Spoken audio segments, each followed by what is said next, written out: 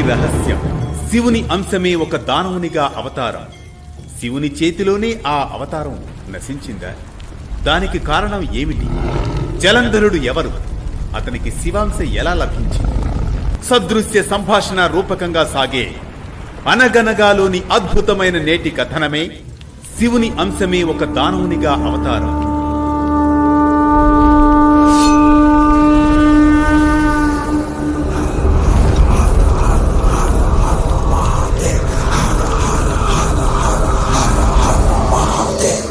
అనగనగా అది కృతయుగంలోని సమయం. కార్తీక మహాపురాణం ప్రకారం పృథు చక్రవర్తి నారద మహర్షిని తన సందేహ నివృత్తికై సంభాషించే సందర్భమని. దేవర్షి నారద తులసిని హరిప్రియ విష్ణువల్లభ అని సంబోధిస్తారు. ఆమెను పూజించి ఆ మండపంలోనే శ్రీహరిని ఆరాధించమని చెబుతారు. తులసికి అంతటి మహిమ ఎలా లభించింది? శ్రీ మహావిష్ణువుకు తులసి ఎందుకు అంత ప్రియమైనది? ఆ రహస్యాలేమిటో దయచేసి వివరించండి గురుదేవా. రాజా, శ్రద్ధగా వినము. తులసి ఆవిర్భావం మహిమకు మూలమైన ఓ కథనం. ఒకానొకసారి దేవేంద్రుడు సమస్త దేవతలతో అప్సరసలతో కలిసి కైలాసానికి శివ దర్శనార్థం వెళతాడు.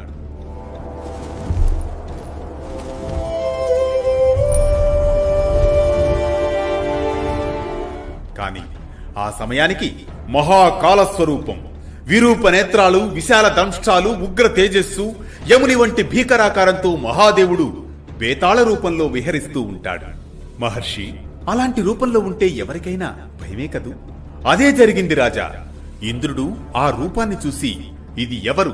ఈశ్వరుడు ఎక్కడున్నాడు? మేము శివ దర్శనార్థం వచ్చాం, ఆయన ఎందుకు దొరకడం లేదు అని అడుగుతాడు. ఆ బేతాళ రూపుడైన మహేశ్వరుడు మాత్రం మౌనంగా దరహాసవదనుడై ఉంటాడు. ఒక్క మాట కూడా పలకడు. ఏమిటిది? ఎవరు ఈ వికృతాకారుడు? నాకు సమాధానం చెప్పకుండా మౌనంగా ఎందుకు చూస్తున్నాడు? నేను స్వర్గాధిపతి ఇంద్రుణ్ణి. ఎవరైనా సరే దేవతా మర్యాదలను విస్మరిస్తే శిక్ష తప్పదు అని ఇంద్రుడు గద్దిస్తాడు. ఇలా ఆత్మ గర్వంతో నిండిన ఇంద్రుడు, నిన్ను శిక్షిస్తాను, ఎవడు రక్షిస్తాడో చూస్తాం అంటూ తన వజ్రాయుధంతో ఆ భీకర స్వరూపుడి కంఠసీమపై గుద్దుతాడు. వజ్రాయుధం తాకిన వెంటనే మహేశ్వరుని కంఠం కృష్ణవర్ణంగా మారిపోతుంది. దానినే తర్వాత నీలకంఠ రూపం అంటారు. కాని ఆ దెబ్బతో ఇంద్రుడి వజ్రాయుధం మాత్రం బూడిదైపోతుంది. ఈ సంఘటనతో దేవగురువు బృహస్పతి తక్షణమే అర్థం చేసుకుంటాడు. ఇది సాధారణ భూతం కాదు, ఇది సాక్షాత్తు స్వయంభూ శివస్వరూపమని. కైలాసం ఆకాశమంతా భస్మమయం. ధర్మసేతుపాలకం స్వధర్మ మార్గనాశకం కర్మపాశమోచకం సుశర్మదాయకం విభుం స్వర్ణవర్ణకేశపాశ శోభితాంగ నిర్మలం కాశికాపురాధినాథ కాల భైరవం భజే.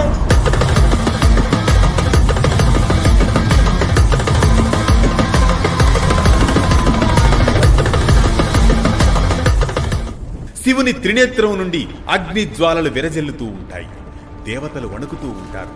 ఇంద్రుడు చేసిన అవివేకానికి దేవలోకమంతా దగ్ధమైపోతుందేమోనని దేవతలు భయపడిన ఆ ఘోర సమయంలో దేవగురువు బృహస్పతి మాత్రం ధైర్యంగా నిలుస్తాడు. అతని భక్తి, వినయం త్రిలోకాలనే రక్షిస్తుంది. ఆయన బృహస్పతి వెంటనే కృతజ్ఞతతో నమస్కరించి శాంతి మంత్రం చెబుతాడు. ఓ భూతనాథ, ఇంద్రుడు అజ్ఞానవశాత్తు దురాక్రమణ చేశాడు, దయచేసి క్షమించు స్వామి.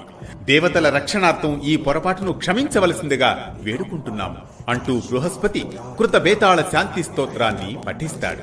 విరూపాయాది రూపాయ బ్రహ్మరూపాయ శంభవే యజ్ఞ విధ్వంసకర్త్రైవ యజ్ఞానాం ఫలదాయినే కాలాంత కాల కాలాయ కాలభోగి ధరాయ చ నమో బ్రహ్మ శిరోహంత్రే బ్రహ్మణ్యాయ నమో నమః.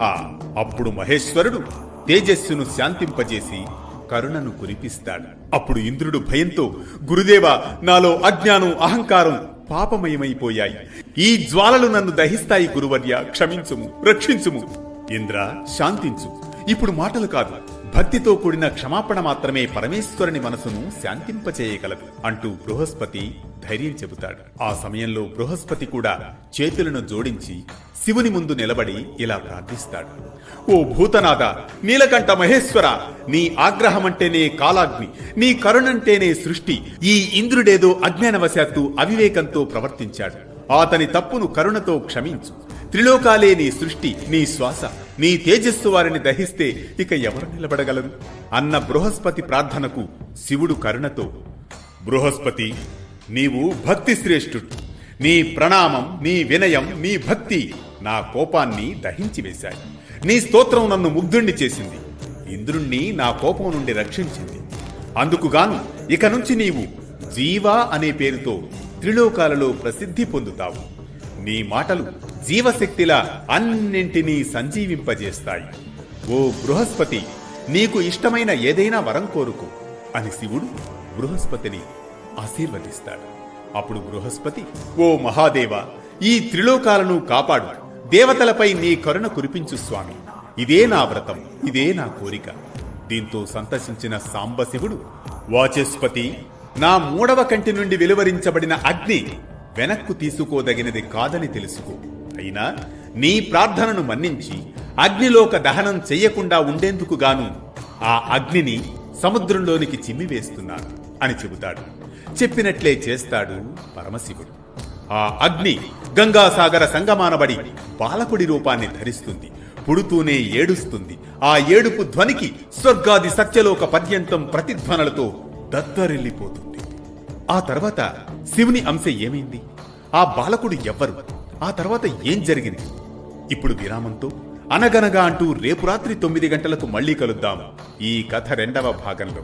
ప్రతినిత్యం ఓ పురాణ కథనం, సూటిగా, స్ఫూర్తిమంతంగా, సామాజిక సందేశంగా. హలో ఫ్రెండ్స్, మా కంటెంట్ మీకు నచ్చితేనే చేసి సబ్స్క్రైబ్ చేసుకోండి.